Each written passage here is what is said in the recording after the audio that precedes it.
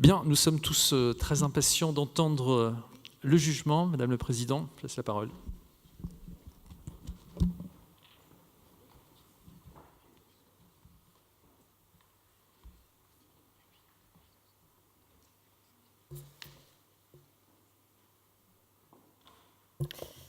Donc, jugement du tribunal correctionnel extraordinaire, puisque je siège seule, à l'audience publique du 15 juin 2016, statuant exclusivement sur l'action publique à l'exclusion d'éventuelles plaintes des victimes.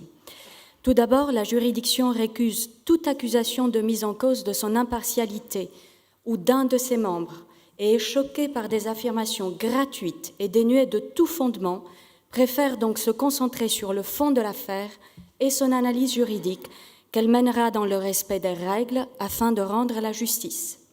Donc, jugement entre Madame le procureur de la République, demandeur et poursuivant, et les prévenus.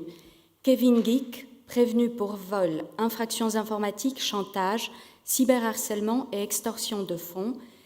La société Eradicfy, prévenu pour vol, infractions informatiques, Monsieur Mam pour recel de vol, infractions informatiques, ni présent ni représenté à l'audience, qui est donc jugé par défaut.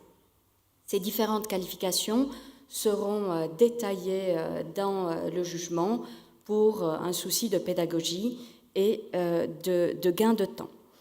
Les faits, tout d'abord, le site VBCI, véhicule blindé de combat de l'infanterie, Grognard les Napoléons, assure la maintenance logicielle des véhicules, mais sous-traite la sécurité des systèmes d'information à l'entreprise Eradicfy. Celle-ci envoie sur le site un de ses salariés, M. Kevin Geek, afin d'effectuer une mise à jour du logiciel antivirus. Ce dernier en profite pour implanter un procédé dit cheval de Troie, selon l'expertise, ainsi que de ses propres aveux. Ce procédé lui permet de récupérer, à l'aide de survols nocturnes, de drones, des données à partir de l'ordinateur d'un maintenancier, M. Charles Nicodouille. Les données confidentielles militaires dérobées se trouvent sur un site de propagande terroriste, alors que les données personnelles de M. Nicodouille sont fructifiées sur les réseaux sociaux. La discussion juridique. Pour ces faits non prescrits, commis entre le 3 mars 2016 et le mois de mai sur le territoire de la République, se trouvent aujourd'hui devant nous deux prévenus qui sont M. Kevin Geek et la société Eradicfy. M. Mam est visé par un mandat d'arrêt en cours, mais non encore présenté à la justice. Il n'est pas représenté. Quant aux infractions qui ont été envisagées par Madame le procureur sous l'angle d'un volet plus moderne, donc, ce sont les infractions d'atteinte au système de traitement automatisé de données. Plusieurs qualifications sont possibles et ont été envisagées dans les réquisitions. D'une part, l'article 323-1 du Code pénal punit le fait d'accéder ou de se maintenir frauduleusement dans tout ou partie d'un système de traitement automatisé de données. En l'espèce, un logiciel de capture d'informations est implanté frauduleusement dans le système du site protégé, ce qui constitue donc le maintien. D'autre part, l'article 323-2 du Code pénal punit le fait d'entraver ou de fausser le fonctionnement d'un système de traitement automatisé de données. L'implantation du système dit cheval de Troie constitue ici une entrave au fonctionnement du système. Enfin, l'article 323-3 du Code pénal, depuis une modification apportée par la loi du 13 novembre 2014, qui est donc applicable au fait de l'espèce, permet de punir aussi le fait d'extraire, de détenir, de reproduire ou de transmettre des données. En l'espèce, à l'aide d'un système technique ingénieux et d'un drone, système qui a été parfaitement décrit par l'expertise, M. Geek récupère des données confidentielles qu'il utilise différemment. Il y a donc extraction. Les données relatives au module de pilotage de l'armée sont transmises à M. Mam, qui est fiché S et qui est établi en Belgique. Il y a donc aussi transmission. Les données personnelles concernant M. Nicodouille sont personnellement utilisées par M. Kevin Geek sur les réseaux sociaux. Il y a donc aussi détention et reproduction. En conclusion, les infractions informatiques des articles 323-1, 323-2 et 323-3 sont constituées. De surcroît, elles peuvent être cumulées car elles visent des comportements différents commis par le prévenu. L'un punit l'atteinte au système, l'autre punit l'atteinte au fonctionnement du système, alors que le dernier punit l'atteinte aux données contenues dans le système. Les trois qualifications viennent donc en concours.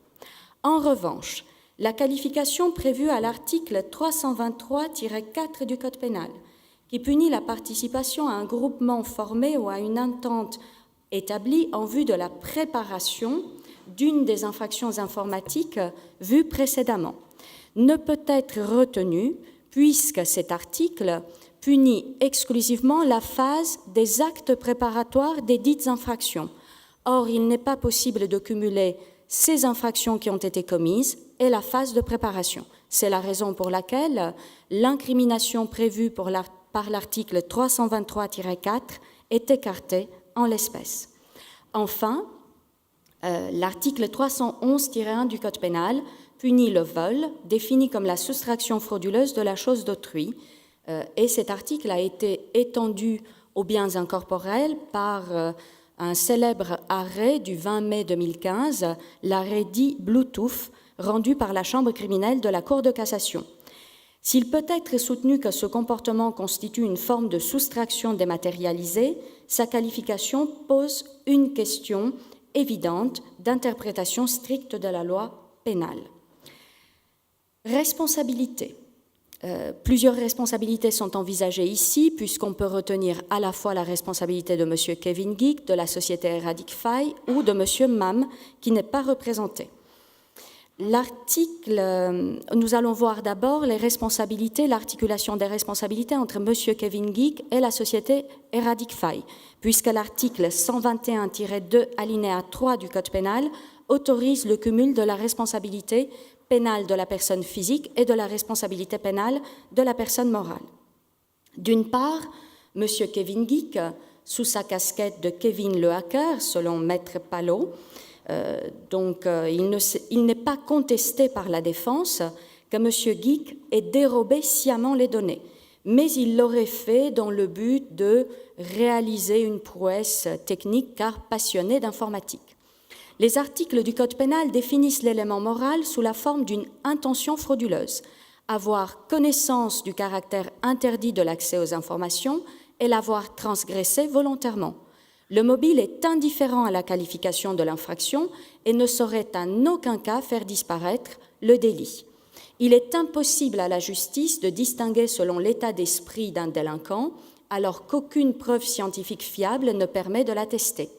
L'égalité des justiciables devant la loi pénale exige une application stricte de la loi pénale et les gentils hackers, les gentils geeks ou nerds, s'ils existent, se trouvent aussi soumis à cette même loi, d'ailleurs qu'ils aient ou non travaillé pour la police nationale.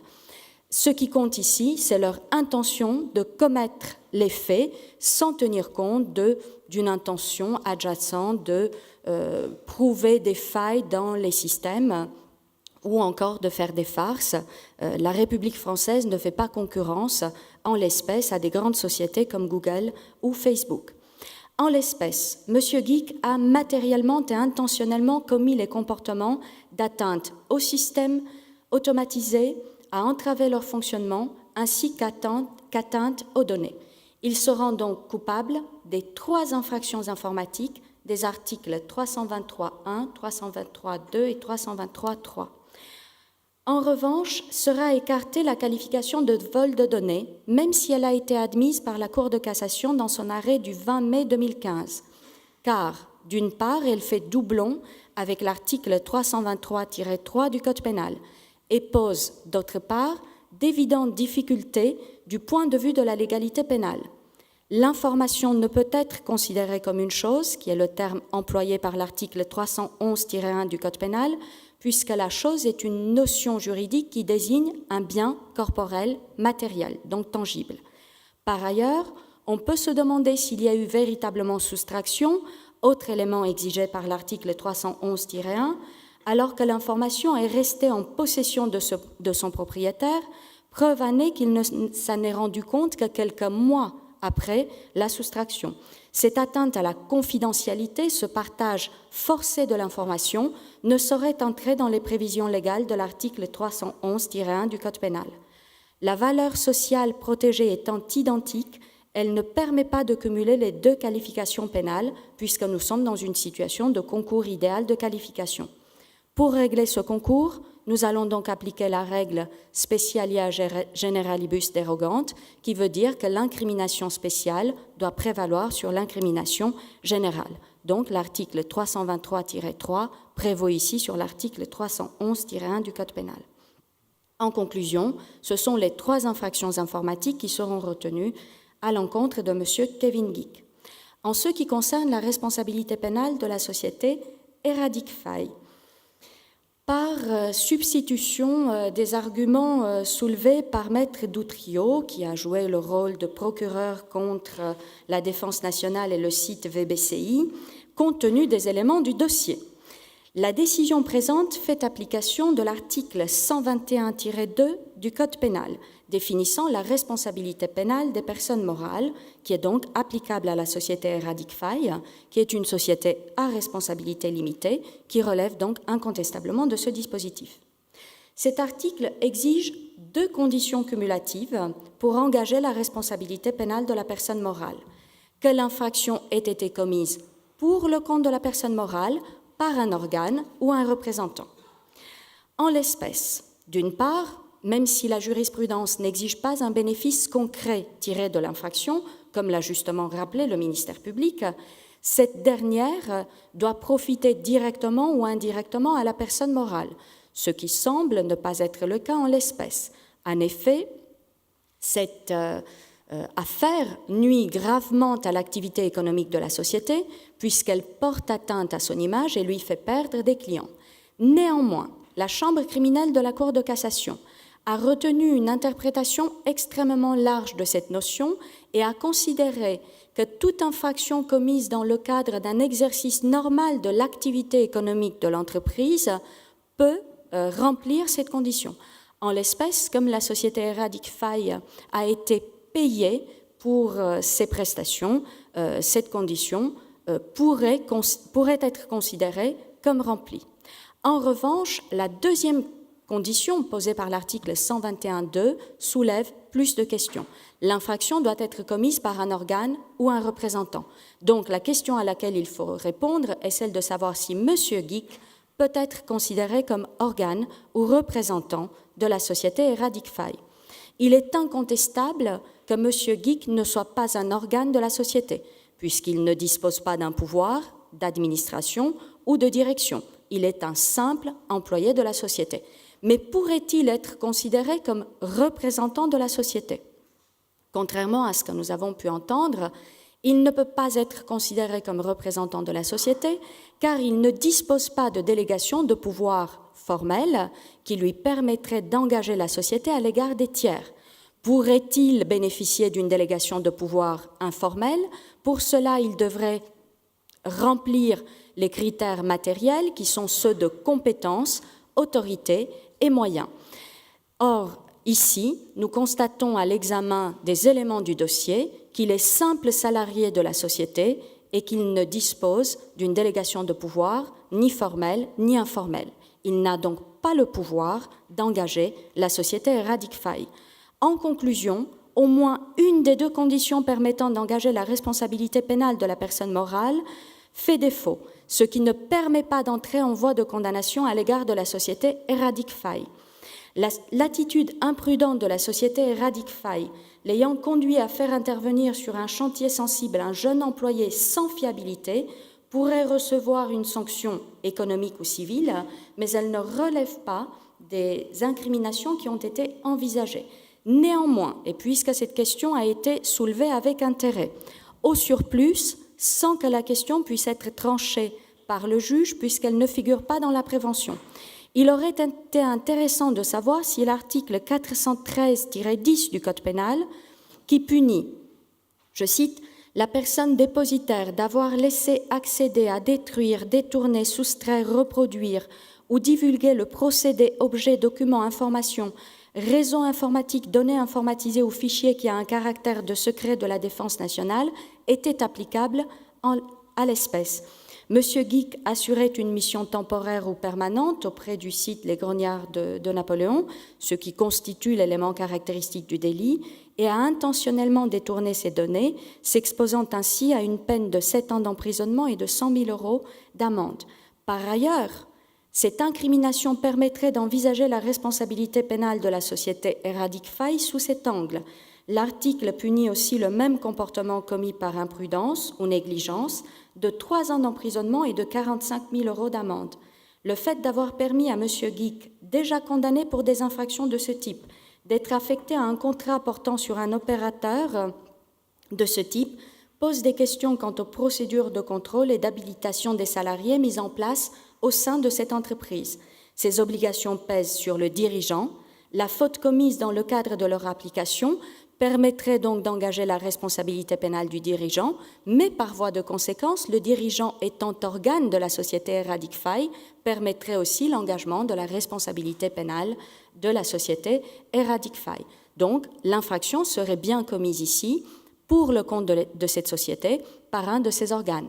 Plus encore, l'application de ces articles pourrait soulever la question d'une éventuelle responsabilité de M. Nicodouille, voire même du site Les Grognards de Napoléon. Ensuite, en ce qui concerne l'individu fiché S, M. Mam, ayant mis en ligne des documents, les documents dérobés, cet individu est prévenu des chefs de recel d'atteinte aux données. Le recel est défini à l'article 321-1 du Code pénal comme le fait de dissimuler, détenir ou de transmettre une chose ou de faire office d'intermédiaire afin de la transmettre en sachant que cette chose provient d'un crime ou d'un délit. Pour que le recel soit retenu, il est donc nécessaire qu'une infraction préalable ait été commise. La responsabilité de M. Mam, absent à l'audience et non représenté devant nous, vous n'avez donc pas entendu d'avocat le représentant, pourrait être envisagée ici à un double titre. Même si M. Mam habite en Belgique et que les données ont été exploitées à l'étranger, la juridiction est compétente.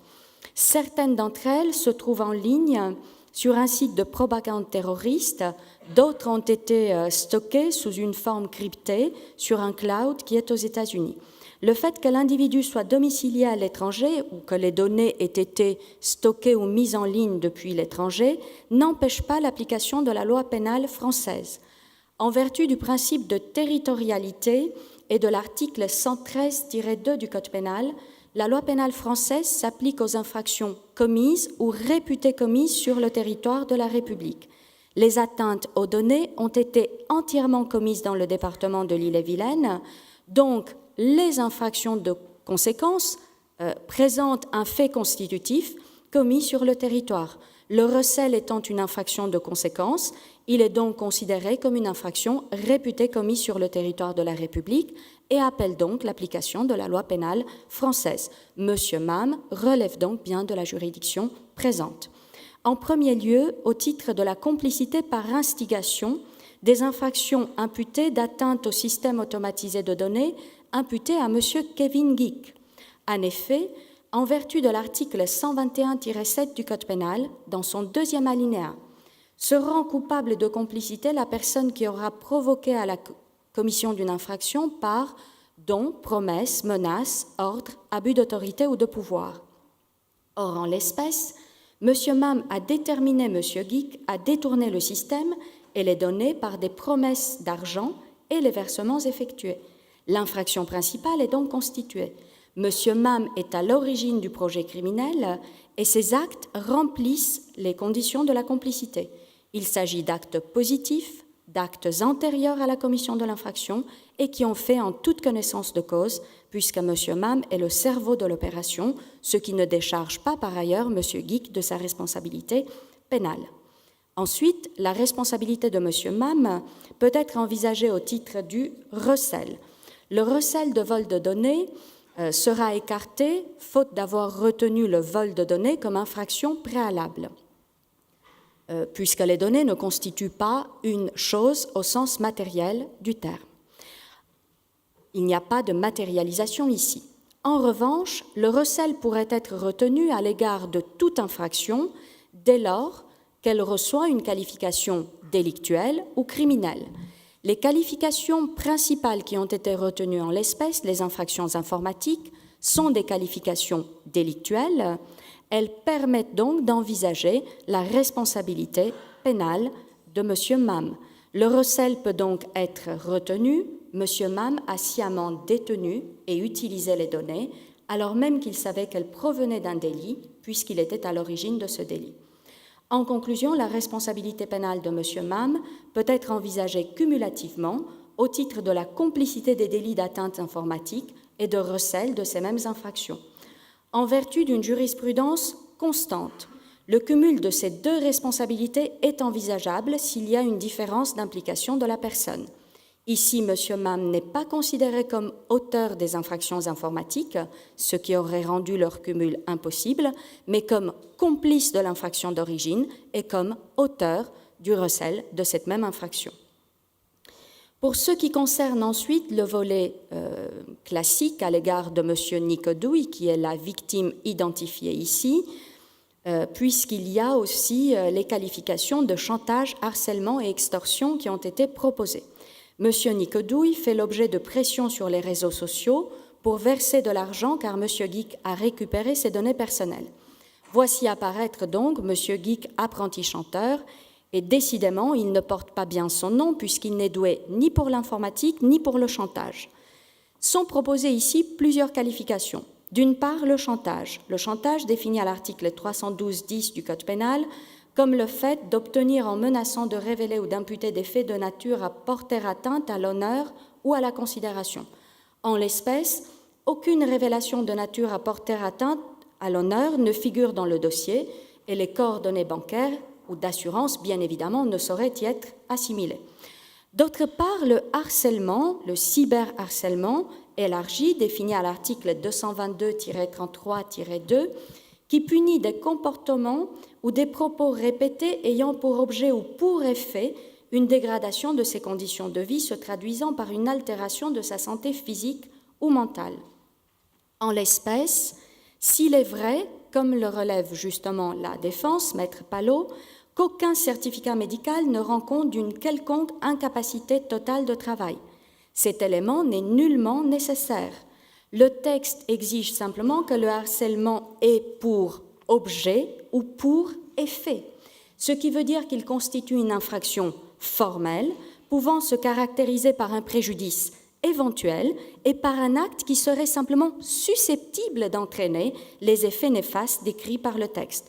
Le harcèlement moral décrit ainsi pourrait être constitué dans tous ces éléments. Néanmoins, il n'est pas prouvé que M. Geek ait eu l'intention et poursuivi l'objet de porter atteinte à la santé de la victime, de M. Nicodouille. C'est la raison pour laquelle le cyberharcèlement ne sera pas retenu en l'espèce. Enfin, le délit d'extorsion, défini à l'article 312-11 du Code pénal, punit le fait d'obtenir par violence, menace de violence ou contrainte, soit une signature, un engagement, une renonciation, soit la révélation d'un secret, soit la remise de fonds, valeurs ou d'un bien quelconque. Il est incontestable qu'un M. Geek ait voulu obtenir la remise de fonds, mais se pose la question ici de savoir si le moyen employé relève du Code pénal, si la contrainte peut être constituée par une pression morale, de nature simplement psychologique. Celle-ci doit être caractérisée, ce qui rend sa preuve difficile.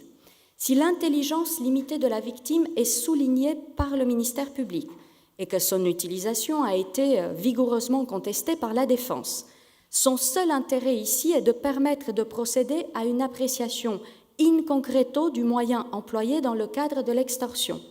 Le coefficient d'intelligence, la crédulité de la victime sont ainsi prises en compte et la contrainte morale s'apprécie différemment selon la personne qui y est soumise. En l'espèce, sans tenir compte de ces appréciations relatives à la victime, les éléments constitutifs de l'extorsion sont caractérisés, donc l'infraction est constituée. En conclusion, Même si le délit de harcèlement moral pourrait être imputé à M. Guic, qui utilise un moyen de pression morale à l'encontre de M. Nicodouille, la qualification pénale est écartée, mais la qualification pénale d'extorsion est retenue ici. Par ces motifs, la juridiction déclare coupable M. Guic des délits d'introduction dans un système de traitement automatisé de données, de captation et de transmission de données confidentielles, un état de récidive et du délit d'extorsion. M. Guic est un état de récidive légale et pour cela, sa condamnation et les peines qui sont prévues par le Code pénal se trouvent doublées, tenant compte des éléments de personnalité et des difficultés personnelles ou familiales de M. Guic. La juridiction le condamne à une peine de 12 mois d'emprisonnement, dont 9 mois assortis de sursis, avec une obligation de suivre une formation de cyberprévention, de monter un site de cyberprévention et une obligation de soins. Le relaxe pour les délits de vol, de participation à une entente ou à un projet en vue de commettre une infraction informatique, des délits de harcèlement. Par ailleurs, la juridiction relaxe la société Eradicfy pour les délits de vol, d'introduction, de maintien ou d'entrave au fonctionnement d'un système de traitement automatisé de données et de captation de données confidentielles. La juridiction condamne M. Mam à 1 an d'emprisonnement pour recel des délits d'atteinte au système de traitement automatisé de données. La présente condamnation vaut mandat d'arrêt. Ainsi décide la juridiction le 15 juin 2016. Merci pour ce jugement. Donc, nous terminons avec le jugement, le cas pratique numéro 1 donc, ce matin. Merci à nos 6 intervenants d'avoir consacré du temps.